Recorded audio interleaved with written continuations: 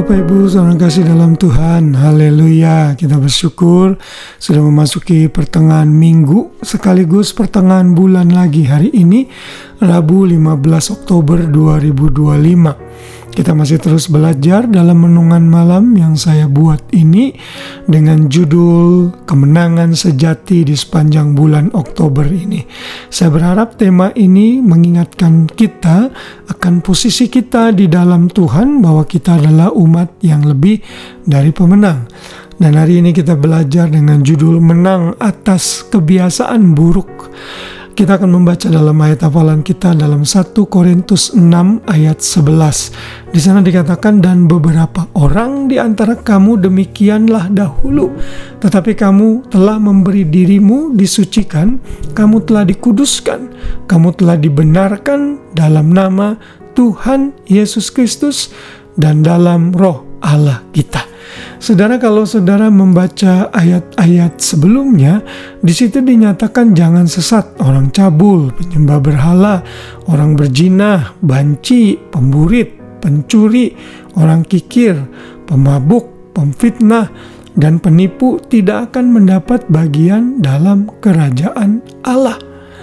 Saudara, ini adalah karakter-karakter jemaat di dalam Korintus yang masih seringkali terjadi di dalam kehidupan mereka. Karena itulah Paulus mengingatkan mereka, dulu kamu memang seperti itu, sekarang kamu tidak boleh lagi hidup di dalamnya.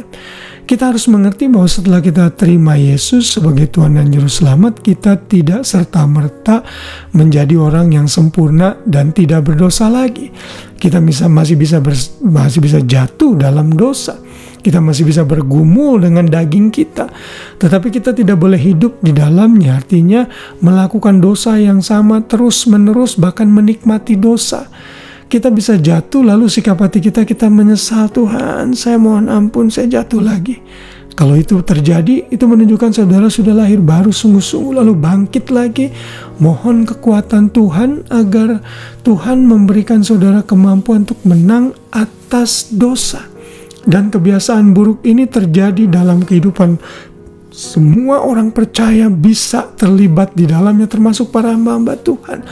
Karena itu kita harus waspada dan mengerti identitas kita, bahwa kita hanya bisa menang atas kebiasaan buruk kalau kita tahu posisi kita. Dan Alkitab menyatakan posisi kita itu sudah dibeli dengan harga yang mahal oleh darah Kristus, sehingga dosa tidak boleh lagi berkuasa dalam diri kita. Itulah status kita. Kalau kita tidak mengerti status kita ini, maka kita akan terus terlibat dalam kebiasaan buruk. Kitab Roma 6 di situ dijelaskan mengenai konsep ini, bagaimana Yesus sudah menang atas maut dan menang atas dosa, maka kita harus juga menang atas dosa. Kita coba membaca dalam Roma pasal 6 ayat yang ke-10. Di sana dikatakan, sebab kematiannya adalah kematian terhadap dosa satu kali untuk selama-lamanya, dan kehidupannya adalah kehidupan bagi Allah. Demikianlah hendaknya kamu memandangnya, bahwa kamu telah mati bagi dosa, tetapi kamu hidup bagi Allah dalam Kristus Yesus. Sebab itu, hendaklah dosa jangan berkuasa lagi di dalam tubuhmu yang fana, supaya kamu jangan lagi menuruti keinginannya. Dan janganlah kamu menyerahkan anggota-anggota tubuhmu kepada dosa untuk dipakai sebagai senjata kelaliman, tapi serahkanlah dirimu kepada Allah sebagai orang-orang yang dahulu mati, tetapi sekarang hidup. Dan serahkanlah anggota-anggota tubuhmu kepada Allah untuk menjadi senjata-senjata kebenaran. Ayat-ayat ini menyatakan identitas kita. Tetapi kamu sudah mati. Tapi dahulu kamu mati, sekarang kamu hidup.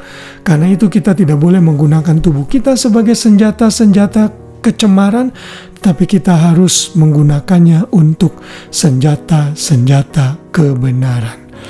Dalam ayat 14, Paulus menyimpulkan dalam Roma 6 tadi, sebab kamu tidak dikuasai oleh dosa lagi, karena kamu tidak berada di bawah hukum Taurat, tetapi di bawah kasih karunia. Jadi jelas sekali kita bisa belajar pada malam hari ini bahwa orang-orang percaya itu orang-orang yang bisa menang atas kebiasaan buruk. Saya tidak tahu apakah itu kebiasaan buruk yang Bapak Ibu Saudara suka lakukan. Apakah itu mungkin merokok, minum-minuman keras, ngegosip, pemarah, dan lain sebagainya. Mari kita letakkan itu semua di bawah kaki Yesus. Itu semua masa lalu kita. Kalau kita sudah terima Yesus, kita harus berubah sedikit demi sedikit. The life of a Christian is not perfection, tapi direction. Kehidupan orang percaya itu bukan kesempurnaan, tapi arah. Tujuan yang jelas makin meningkat hari demi hari yang kita sebut dengan progressive sanctification.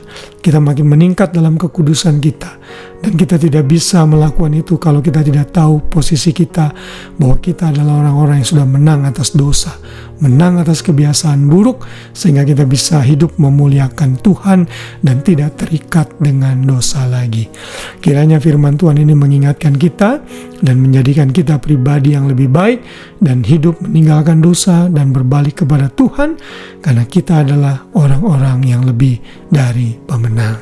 Tuhan Yesus memberkati kita semua. Selamat malam dan selamat beristirahat. Shalom.